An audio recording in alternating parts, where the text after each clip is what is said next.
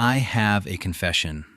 Before I had a real job, or even a driver's license, I had a kingdom. It smelled of Cinnabon and cheap cologne, and its fluorescent lit halls were patrolled by security guards who knew me and my friends by name, and not in a good way. I'm talking, of course, about the mall. For those of us who grew up in the 80s and 90s, the mall wasn't just a place to shop. It was our social network, our battlefield, and our sanctuary all rolled into one. It was our entire world.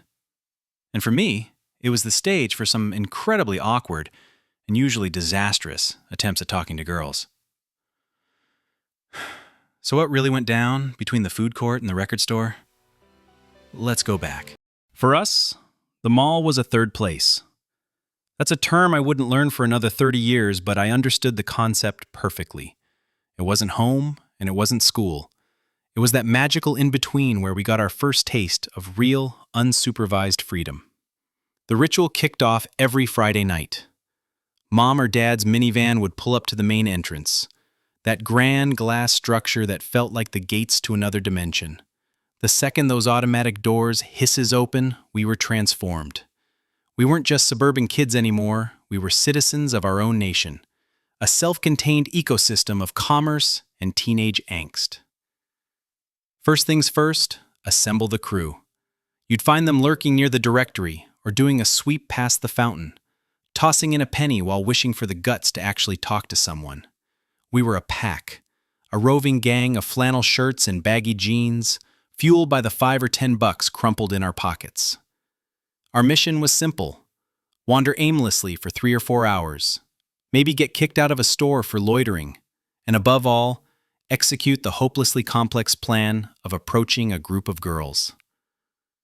Simple goal, but the journey was a symphony of chaos and self-sabotage. The armor of awkwardness. Of course, you couldn't go into battle without the right armor. Fashion in the 80s and 90s was a beautiful disaster, and we were its most devoted soldiers. My uniform was standard issue: a pair of jeans so baggy they could hide a week's worth of laundry, a faded Nirvana or Smashing Pumpkins tee from Hot Topic, and a flannel shirt tied around my waist. Commitment to layering was crucial. It was a look that screamed, "I don't care," even though we cared so much. We were walking contradictions, meticulously crafting our nonchalance. But the real secret weapon? The cologne. A cloud of Drakkar Noir, or cool water, preceded us like an olfactory warning signal. We bathed in the stuff, convinced that the key to romance was smelling like you just wrestled a pine tree and won. You didn't just put it on. You deployed it. A spritz on the neck, a spritz on the wrists, and one more for the road, right into the flannel for a time-released effect. In hindsight, we probably smelled less like teen heartthrobs and more like a chemical fire in a department store. But at the time, we felt invincible. The hunting grounds. The food court outside the movie theater, and Spencer's Gifts.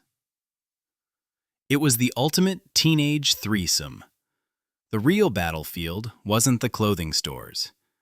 It was the places where you could stage a casual encounter. No place was more strategic than the record store. For us, that was Record World. The plan was elegant in its simplicity. Loiter in the alternative rock section, flipping through cassette tapes or CD cases with intense focus, like you were a musicologist on the verge of a breakthrough. You'd hold up a Stone Temple Pilots CD, stroke your chin, and hope a girl would wander by and say, "Oh, you like them too?" It never, ever happened. What did happen was my friend Dave, trying so hard to look cool, leaned back against a rack of cassette tapes and sent the entire display crashing to the floor in a clattering wave of plastic and shame. The whole store went silent. He just stood there, buried to his ankles in Boys to Men singles, and whispered, "I'm okay." If Record World was the theater of intellectual pursuit, Spencer's Gifts was the circus of pure chaos. That store felt like it was run by anarchists. We'd spend ages in there, daring each other to touch the plasma balls, staring at posters we'd never be allowed to hang in our rooms, and giggling at the lava lamps. It was a necessary detour, a place to reset after a failed mission. It reminded us that even if we failed at romance, we could still succeed at being idiots with our friends. Food court calamities and social disasters. No trip to the mall was complete without a pilgrimage to the food court. The food court was our coliseum. It was the central hub where all the mall tribes converged. You had the goths near the back, the preps by Sbarro, and us, the grunge-adjacent wanderers, strategically positioned at a sticky table with a panoramic view of the scene. Fuel was essential. We'd pool our money for a giant slice of pizza that was 90% grease, or maybe a supersized Orange Julius that was pure liquid sugar. But this was where the social stakes were highest. It's where you'd see your crush walk by with someone else. It's where you'd make awkward eye contact with your parents, who were also there for some reason, leading to a frantic dive behind a potted plant. My most harrowing food court memory involved trying to impress a girl named Jenny. My friend Mark convinced me to go talk to her. My brilliant plan? To casually walk past her table. As I did, I tried to pull off a cool, confident smile, but my foot caught the leg of an empty chair, and I went down, hard. My tray, holding a very full Orange Julius, went airborne in a perfect, horrifying arc before landing directly in the lap of Jenny's father, who had just sat down. The last thing I saw as my friends dragged me away was the look of pure, unadulterated rage on his bright orange face. The final stop of any mall trip was in the neon-drenched cave known as the Arcade. Places like Aladdin's castle were sacred ground. The air was thick with the hum of teen chatter and a symphony of explosions, voiceovers shouting, "Finish him!" and "Dance, Dance Revolution." Here, you could prove your worth.